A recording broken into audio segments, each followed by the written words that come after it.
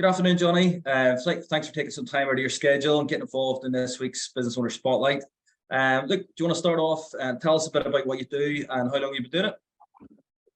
Yeah, thanks, Scott. Thanks very much for the invite. It's great to be here. So I'm Dr. Jonny Bloomfield, and I guess I work in the area of health and wellness. So previously, I worked as a sports scientist in high performance sports, but I made a career pivot in 2015 to help organizations and their employees to keep them healthy and happy in work. So I kind of have a business called Support to Perform, but I do three different things under that. So I have the consultancy side, which is the Support to Perform side of the business, and that's working with HR teams or people and culture teams, looking at the organizational well-being strategy and coming up with solutions that are effective and are going to get engagement and create some behavior change within the workforce. So we want to see some positivity. We want to see some health behaviors. We want to see some fun as well as a key part of all that. So I love the creative side of problem solving and coming up with those solutions. On the one of those solutions over the course of that time is an online platform that I've developed throughout lockdown there, and it's an online physical activity game called Oopla, or oopla.app. Okay. And it's designed to kind of be an alternative approach to helping the workforce be more physically active. Traditionally, if you want the workforce to move more, people have tended to turn towards step challenges. So, and they have their place, but unfortunately they have several limitations. So Oopla is designed to be fully inclusive. It's built around performing activities. So we say to people who play, whatever you count as exercise counts. So you log activities, you earn points, and then you climb up the leaderboard. The kind of engine room is we're taking the World Health Organization's physical activity guidelines, and we've gamified those.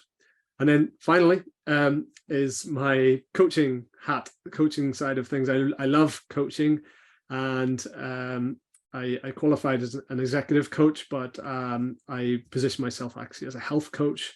Yeah. So I work with executives, entrepreneurs, and entertainers, such as professional athletes or musicians, in the areas of stress management, sleep coaching, nutrition support, and exercise prescription. So cool. That's all I do. You've covered most of the market there. That's brilliant. So hey, I'm just when I hear you talking there, I'm interested. What's the benefits of getting the workforce to move more?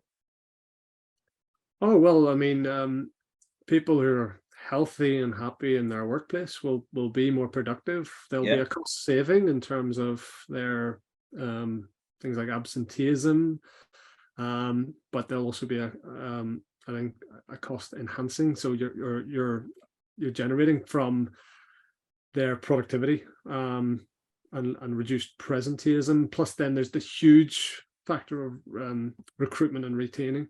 Particularly in those talent sectors where good people are hard to find, but and when you have them, it's really important to keep them. So that's why there's so much investment these days in culture, and why well-being is a core part of cultural development. Yeah, and so I mean, you as you say, you have a few hats there, but who would be your most ideal client? Would you like to get into like a bigger business, or do you prefer the one-to-one executive stuff, or how does that, what works best for you? To be honest with you, I'm a little bit of I like variety. Sure. As you can maybe tell by the three different hats that I have. So I love going in problem solving with HR, and let's design something specific here. Let's really come up with a strategy that works. And I enjoy that side. I love working with the one-to-ones and getting that that personal transformation, or sort of overcoming bad habits and creating good habits. That I love that side. But I mean, I've literally just received some fabulous feedback from Ecuador, from someone playing Hoopla, who said they've never been active in their life, and they're 57 years old, and are exercising now three times a week, and for 3 hours on a weekend. And he said, he was thanking me. He said, this has transformed my life at 57 years old. So I just take so much joy in seeing that kind of having that influence from Belfast, having that influence different corners of the world. It's really marvelous. So where Hoopla really has its opportunity is with those large organizations. I've got my biggest client at the minute has 13,000 staff in 42 different countries, and yes, it's magnificent to sort of roll this out to large organizations that have a global workforce. Yeah, and I mean, as you say, you can influence so many people around the world from Belfast and scale it. Yeah. I mean, I've just had so many stories and comments from all different countries around the world. The client I'm speaking of, they're headquartered in Belgium, so it's quite a large European contingent, but Far East, Australia, New Zealand, in different corners of Africa, which is nice. But that Latin America, it's really nice to kind of get feedback from some of those countries. So you mentioned you've been going since 2015, and then you developed the app in during lockdown. So I mean, how did COVID and COVID-19 lockdown affect your business then? Well, I kind of corresponded. We were just talking before we started the meeting with personal circumstances. So the birth of my son was just prior to COVID, and we were talking about the office that I'm in at the minute was kind of a consequence of having to convert my old office, which was, into a nursery, and then find a new workspace. So we were talking about how this garden office was built. Literally, the paint was drying as we were locking down. So I was going through some office envy, I think, was what was really happening. yeah, and then we were talking about my bike and so on, and it's nice to have that kind of gym space, office space that's private and personal down the garden. So that was a benefit just on the cusp of COVID. But I suppose I went into a phase of technical developments with Hoopla. So remote work was really perfect for me at that stage.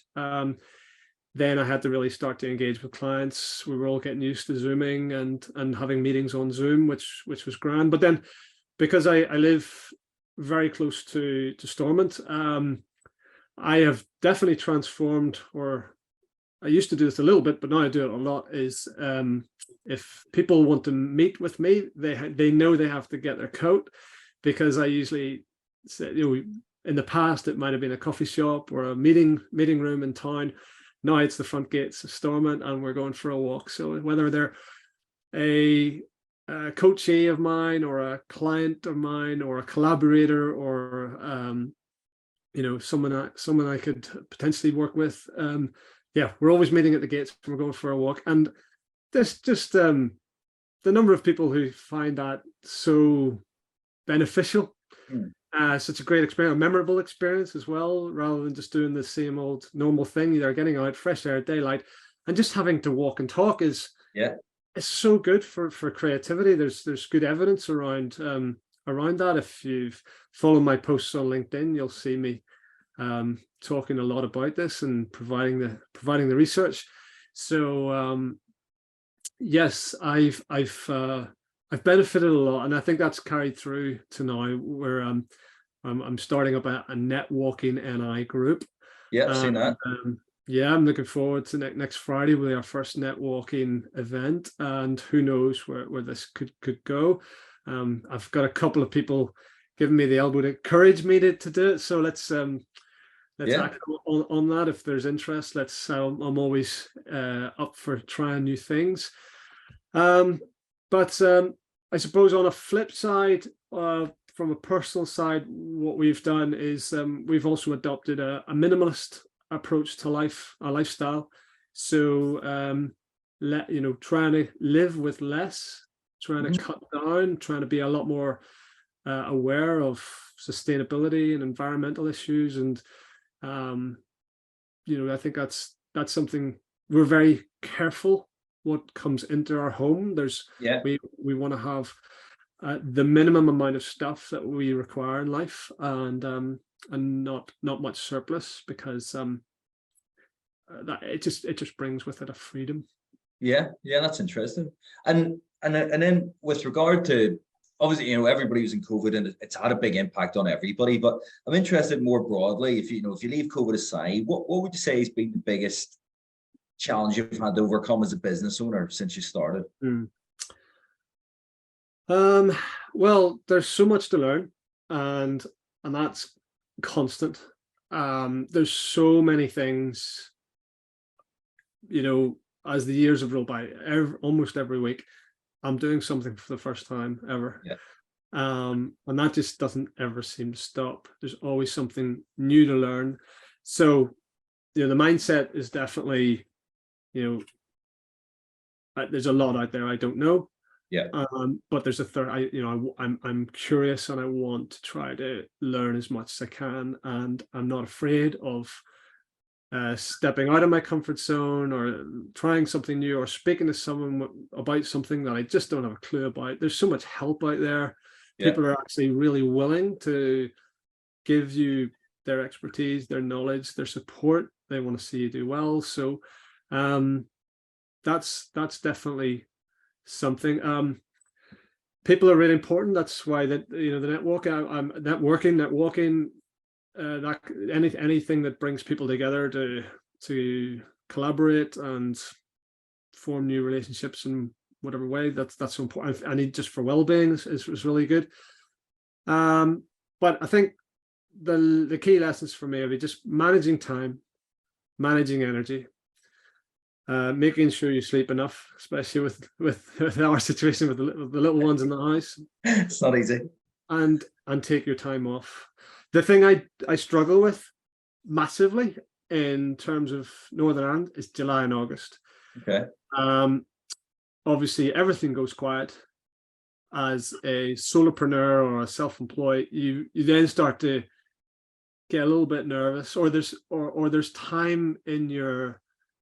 more time in your day to think, and then you get into your own head a little bit about what you're doing, and is it right? Are you doing the thing?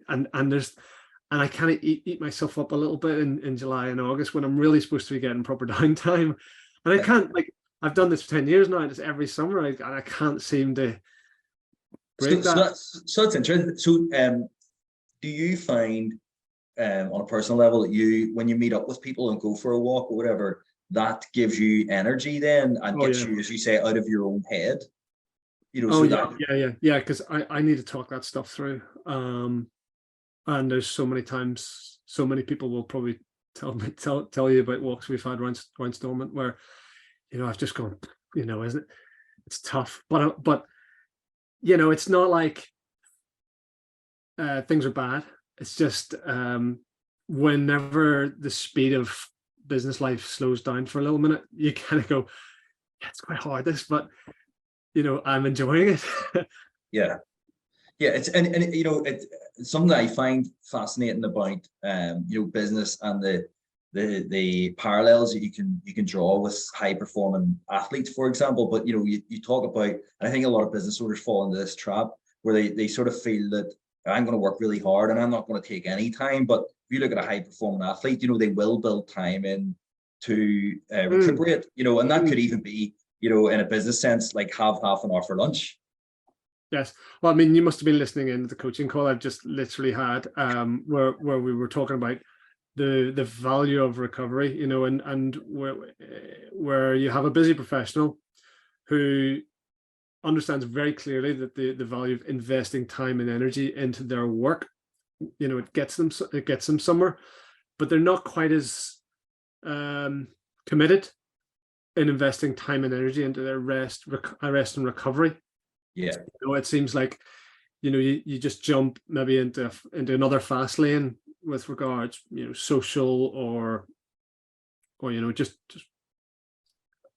other things that interest people. Yeah. Whereas an athlete understands the importance of rest recovery so that they can recharge batteries fully, they can go again with minimal risk and be sustainable and maintain their high performance. So yes, getting that right and investing more time and energy into resting properly is critical. That's I get a lot of business in the area of sleep. Yeah, I can imagine. I really do. Yeah. I give lots of talks. I do lots of coaching and sleep. And what about yourself then? Who would you say has been the best coach you've ever had, and why would you say? That's a good question. There's been so many people that have helped me, like I mentioned a while ago. So many coaches in different contexts. Like in my sports science career, there was loads of really helpful, really people that were a massive influence on me. And in my business life, then there's been a lot of coaches and mentors who, I can't think of. So singling one out would be unfair on the others. Sure. So what I'm going to do? I'm going to answer that by saying the best coaches I've ever had in my life would be my parents, and my wife, because my wife keeps me straight. But that's interesting. It's people who are around you most, and you got to take value from from everybody that you can, really, don't you? I think so. Yeah. So I gotta, they're the people I need to listen to the most, because they're always right. Yes. Yeah. So what about have you picked up any favorite quotes or sayings then that you've picked up along the way that serve you well? Oh yeah. Well, I wouldn't say like I've got any sort of quotes on the wall. Although if you visit the new Ulster University campus, there's some really nice ones that are dotted around, quite motivating actually. But I think one of the, as I mentioned there, parents and my wife and obviously my children are first and foremost. But I would say my faith and my family come first. So I would say that there was something that I picked up on in our church service on Sunday there by the minister that just I wrote down, and I thought it was a really good line. It was by an American pastor called Tim Keller. And he said that the key to Christian freedom is not thinking less of yourself, it's thinking of yourself less. Okay. Yeah. That's like, I think that's really good, because that reinforces that message. Be kind, be humble, be grateful. Yeah. No, that's good. I like that. Which gets you somewhere in business. Yeah, absolutely. Yeah, and it's just such a simple, change one thing in the sentence means something totally different. I like it. So just to finish up then, one of my favorite questions: if you could go back to 2015 when you started, is there anything you would do differently? Well, if I went back to 2015, well, it's hard to say, because that journey, that learning journey, if I could go back to 2015, having gained the knowledge and the experience and the contacts and the clients I have now, yes, I'd probably do things differently. But I have to say that the journey to get me to here, has been really rewarding. So all the tough times, all the failed projects, all the hope that disappeared, it's all been critical to kind of build my resilience or set me on the right direction. You have to, I mean, I know lots of mentors would say you have to kiss a lot of frogs, and you have to kind of take yourself down lots of different paths to know which one's the wrong one and which one's the right one. So I don't know if I would say there was anything I would do massively differently. It's just, I suppose I could do things faster, having gained the knowledge, the experience, the clients, and the contacts that I do have now. But the one thing that's probably stuck the whole way through is, makes sure you enjoy you enjoy your work. Yeah. Done nothing in the last 8 years that I haven't found fun or enjoyable or rewarding or worthy or satisfying. So, that to me has been, pivotal. Like, why work for yourself if you don't really That's enjoy it. it? Yeah. I mean, it's why take all that risk if you're not enjoying it? But it's so interesting, so many people just aren't prepared to give up all the failures because of what they've learned from it. Yeah, I know, but that's where that's where the growth is. That's how you get there, isn't it? Yeah. That's where the resilience comes from. That's where the perseverance develops. That's where you find out what's really important to you. Yeah. You test and validate your values, and you really understand your priorities, and ultimately you actually understand what are you working for, or who are you working for, and Why are you doing all this? what is it, are you working to live, are you living to work? Yeah. Yeah. Brilliant. Listen, Jonny, I really enjoyed that today. Thank you for being so candid and open with us. Can't wait to share that with everybody. And again, look, thanks so much for taking time out to get involved. No, Scott, it's been brilliant. I've really appreciated being invited to come here and have a chat with you today. Thank you.